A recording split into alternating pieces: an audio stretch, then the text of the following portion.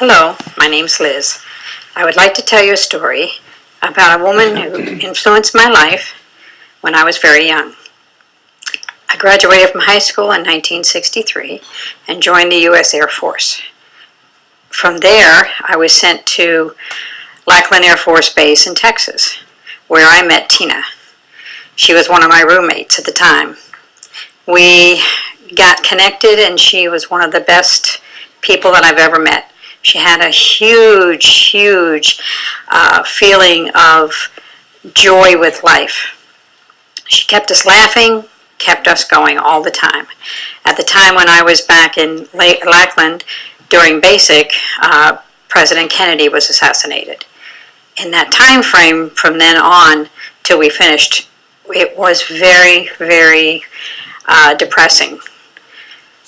She kept us funny, she kept us laughing, telling us that the future was bright.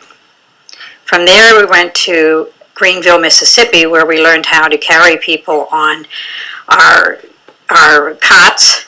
We carried them over 6-foot walls, we carried them through barbed wire, and we carried them through tunnels. This was pretty bad. But we did everything and we learned how to do it. Tina was always there encouraging, always telling us to keep going. She was probably one of the best people on our team. From there, we got sent to Montgomery, Alabama. Now, if you remember, in the 1960s, it was very segregated. There were a lot of riots. There was also the Vietnam War. Tina, who happened to be my very best friend at the time, was black. We loved to go shopping together. We loved to go to the movies together. Unfortunately, when we went to Montgomery, we couldn't really do all of those things. We went to a beautiful store thinking that we would go in and have lunch and do some shopping.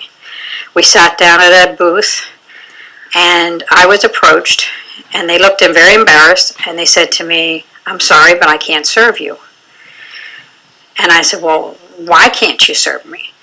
They said, "Well, you're white." Tina, of course, leans over and says, "I knew there was something wrong with you." So we realized that we couldn't do anything together. We wanted to go to a movie. She would have had to go into the back door. I would have had to go in the front door. But we wouldn't have been able to sit together. She always kept a very good, upbeat attitude about everything. She was a person that had always looked at the future could be changed, that it would always get better, no matter what life threw at you.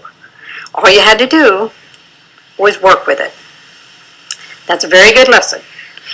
From there, we got sent to Wichita Falls, Texas, where we spent a year together. We had a wonderful time together. Unfortunately, we separated after that. She went one place and I went another. I miss her. I wonder where she is. I wonder what life has taught her, what kind of problems she's had to incur. Maybe someday we'll get to see each other again. I hope so.